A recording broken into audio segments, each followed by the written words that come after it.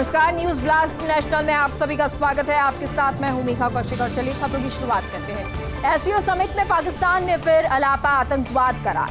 पाक पीएम शहबाज शरीफ ने उठाया आतंकवाद का मुद्दा, कहा आतंकवाद से पीड़ित है पाकिस्तान। पाकिस्तान में बाढ़ ने तबाही मचा दी है, दुनिया को हमारी मदद के लिए आगे आना होगा। अफगानिस्तान को अनदेखा नहीं कर सकते हैं। अफगानिस्तान में आर्थिक स्थिरता की जरूरत है। अफगानिस्तान में शांति जरूरी है। सभी साथ मिलकर अफगानिस्तान की मदद करें, क्योंकि अब एससीओ की बैठक चल रही है। अलग अलग बायलैटरल मीटिंग हो रही है और इस बैठक में पाकिस्तान ने फिर से आतंकवाद का अलापा है।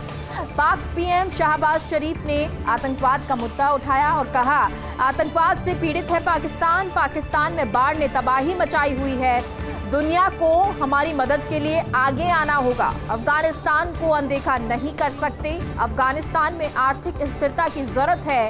अफगानिस्तान में शांति जरूरी है। सभी साथ मिलकर अफगानिस्तान की मदद करें। तो एससीओ समिट में पाकिस्तान ने फिर से आतंकवाद का राग अलापा है और साथ ही साथ ये कहा है कि बाढ़ पाकिस्तान में आई हुई है तो दुनिया हमारी मदद करे। अफगानिस्तान को लेकर भी पाकिस्तान ने बोला और कहा कि अफगानिस्तान में आर्थिक स्थिरता होना जरूरी है और इसलिए अफगानिस्तान की मदद भी करनी चाहिए। आतंकवाद से पीड़ित है पाकिस्तान, ये बेचारगी पाकिस्तान की तरफ से दिखाई गई। और बाढ़ को लेकर भी पाकिस्तान ने बोला, कहा कि दुनिया हमारी मदद करे, मदद करने के लिए आगे आए। अफगानिस्तान को भी अनदेखा नहीं किया जा सकता है। उज्बेकिस्तान के समरकंद में एससीओ समिट। प्रधानमंत्री मोदी ने समिट में भाग लिया। समरकंद में एससीओ समिट को पीएम मोदी ने संबोधित किया और कहा एससीओ की भूमिका बहुत महत्वपूर्ण है। 40% जनसंख्या एससीओ देशों में रहती है।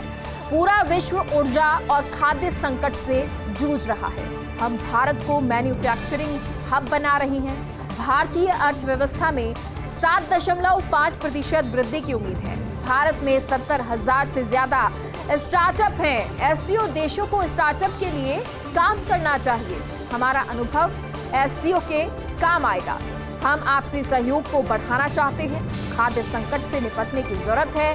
हम खाद्य सुरक्षा सुनिश्चित करने के पक्ष में हैं। एससीओ देशों को फूड फेस्टिवल पर विचार करना चाहिए। कोविड के कारण दुनिया की सप्लाई चेन बाधित हुई है। भारत ने एससीओ वर्किंग ग्रुप पर पहल करना, यूक्रेन युद्ध से आपूर्ति पर असर पड़ा है, ये भी कहा।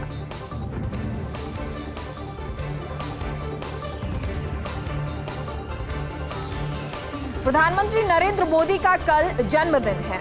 मोदी के जन्मदिन पर बीजेपी सेवा पखवाड़ा मनाएगी। 17 सितंबर से 2 अक्टूबर तक ये आयोजित होगा और सेवा पखवाड़े के तहत देश भर में कार्यक्रम आयोजित किए जाएंगे। देश के सभी जिलों में रक्तदान और निःशुल्क स्वास्थ्य जांच शिविर लगाए जाएंगे। सभी जिलों में दिव्यांगों को कृत्रिम अंग उपकरणों का वितरण किया जाएगा। कोविड टीकाकरण केंद्रों पर सेवा कार्य, बूथ स्तर पर वृक्षारोपण, सभी मंडल स्तर पर 2 दिन स्वच्छता अभियान चलेगा। वोकल फॉर लोकल को बढ़ावा देने के लिए जन जागरण अभियान होगा। 2025 तक टीबी मुक्त भारत का लक्ष्य रखा गया है। 1 साल के लिए रोगी के लिए भोजन, पोषण और आजीविका के संबंध में सेवा कार्य होंगे। सभी जिलों में भारत की विविधता में एकता उत्सव मनाया जाएगा। समाज को एक भारत श्रेष्ठ भारत का संदेश दिया जाएगा।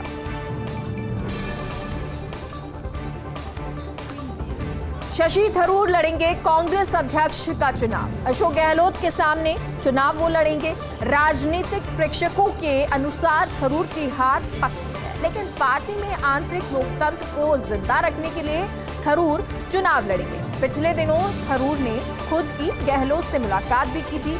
खुद मुलाकात उन्होंने की। शायद थरूर ने उन्हें दी होगी अपने फैसले की जानकारी। इस प्रकार अब कांग्रेस अध्यक्ष का चुनाव दिलचस्प हो गया है और अब चुनावी प्रक्रिया के बाद 19 अक्टूबर को ही कांग्रेस को नया अध्यक्ष मिलेगा। इसी बीच सोनिया और प्रियंका 20 सितंबर को केरल जा सकते हैं। गहलोत भी दोनों के साथ केरल जा सकते हैं। वहीं सभी भारत जोड़ो यात्रा में भाग लेंगे।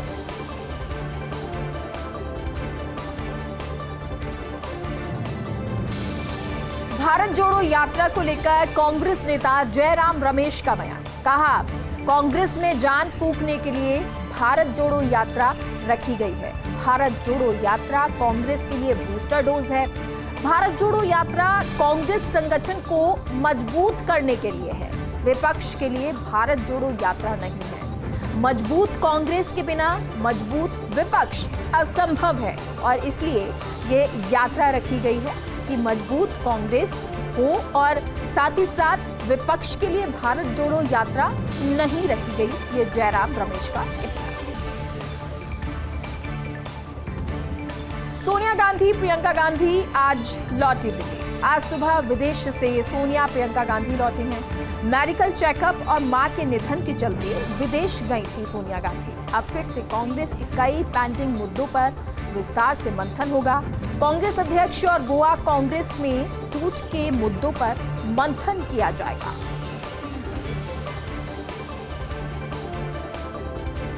गोवा में कांग्रेस के सभी प्रयास फेल क्यों हो गए? 8 विधायकों का कांग्रेस छोड़ने का बड़ा घटनाक्रम हुआ है। शायद भाजपा के बागी माइकल लोबो बड़ा कारण बने। लोबो को तवज्जो से पार्टी के निष्ठावान नेताओं को धक्का लगा है। ऐसे में पार्टी के वरिष्ठ नेता दिगंबर कामत के मन को कांग्रेस नहीं पढ़ पाई। इतना ही नहीं, मुकुल वासनिक की भूमिका को भी कई नेता संदेह से देख रहे हैं। बहरहाल दिगंबर कामत पार्टी छोड़ने का केवल एक मौका तलाश रहे थे। शायद पार्टी नेतृत्व दिगंबर कामत के व्यवहार का आकलन सही से नहीं कर पाए। लोगों नाराजगी का कारण होते तो दोनों एक साथ भाजपा नहीं ज्वाइन करते और दिगंबर कामत लगातार विपक्ष में बैठे बैठे थक गए थे, इसलिए ये निर्णय लिया गया। कर्नाटक प्रदेश कांग्रेस अध्यक्ष शिव कुमार को ईडी का समन, मनी लॉन्ड्रिंग मामले में पूछताछ के लिए पेश होने का समन दिया गया है। मई में पेश चार्जशीट के सिलसिले में शिव कुमार से पूछताछ और कांग्रेस की भारत जोड़ो यात्रा के मौके पर शिव कुमार को समन मिला। शिव कुमार ने कहा, मैं समन और हैरासमेंट सहन करने को तैयार हूं। नामीबिया से भारत आ रहे चीतों को लेकर खबर है। अब जयपुर की बजाय ग्वालियर में ये विमान उतरेगा। लॉजिकल दिक्कतों की वजह से ये फैसला लिया गया है। नामीबिया से 8 चीतों को भारत लाया जा रहा है। कल सुबह विशेष विमान से ग्वालियर पहुंचेंगे चीतेंगे और ग्वालियर के कूनो नेशनल पार्क ले जाया जाएगा इन चीतों को। हेलीकॉप्टर से कूनो नेशनल पार्क ये चीते जाएंगे। 8 में से 2 चीतों की बाड़े में एंट्री कराएंगे पीएम मोदी। तमिलनाडु के स्कूलों में मिड डे मील के बाद अब ब्रेकफास्ट। बच्चों को सुबह का नाश्ता भी उपलब्ध कराएगी सरकार और मुख्यमंत्री एम.के. स्टालिन ने कल शुरू की है ब्रेकफास्ट स्कीम। इस योजना पर प्रति विद्यार्थी 12.75 रुपए यानी कि 12 रुपए 75 पैसे खर्च करेगी सरकार। मुख्यमंत्री स्टालिन ने कहा, ये रेवड़ी नहीं, सरकार की जिम्मेदारी है। आखिर नीतीश और पीके को कौन साथ लाया? मुखर पीके अचानक कैसे नीतीश कुमार से मिले? इधर पवन कुमार ने किसी भी मध्यस्थता से इनकार कर दिया है। बहरहाल भूमिका किसी की भी हो, लेकिन दोनों की मुलाकात एक सच्चाई है। नीतीश ने एक मुलाकात में पीके को आलोचक से समर्थक बना दिया, जबकि स्वराज अभियान के तहत पीके ने किए थे नीतीश पर निजी हमले।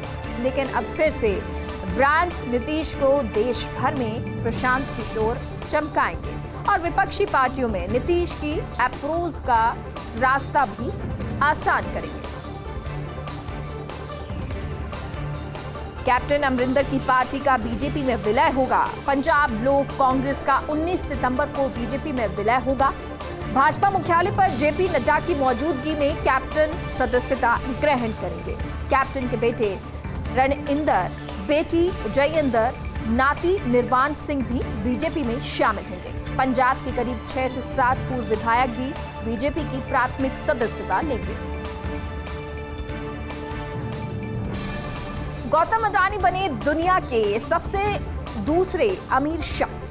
अब दुनिया में एलन मस्क के बाद गौतम अडानी का ही नंबर है। Forbes real time billionaire index के अनुसार अडानी ने यह मुकाम बर्नार्ड अर्नॉल्ट को पीछे छोड़कर हासिल किया है। दोनों के बीच दूसरे नंबर के लिए कड़ा मुकाबला चल रहा था, लेकिन अब दूसरे नंबर पर गौतम अडानी आ गए हैं। यूक्रेन में पढ़ने वाले मेडिकल छात्रों को भारत में प्रवेश नहीं। सुप्रीम कोर्ट के सामने केंद्र सरकार ने खुलासा किया। भारतीय मेडिकल कॉलेजेस में यूक्रेन के छात्रों को प्रवेश नहीं है। ये बैकडोर एंट्री प्रतिभाशाली छात्रों के साथ अन्याय है। एमबीबीएस के सिर्फ अंतिम साल के छात्र भारत में प्रवेश ले सकते हैं। ऐसे छात्रों को फॉरेन मेडिकल ग्रेजुएट परीक्षा पास करना जरूरी है। 18 साल के युवक ने हैक किया उबर का पूरा network. Online cab booking service provider Uber data breach का शिकार हुआ। कंपनी के नेटवर्क में एक हैकर ने आसानी से सेंधमारी कर ली। इसकी जानकारी खुद हैकर ने शेयर की। रिपोर्ट्स के अनुसार हैकर की उम्र 18 साल की बताई जा रही है। हैकर पिछले कई साल से स्किल्स की प्रैक्टिस कर रहा था। हैकर ने एक मैसेज की मदद से उबर के नेटवर्क में सेंधमारी कर ली। मुंबई इंडियंस को नया कोच मिला है। दक्षिण अफ्रीका के मार्क बाउचर बने इन मुंबई इंडियंस के नए कोच।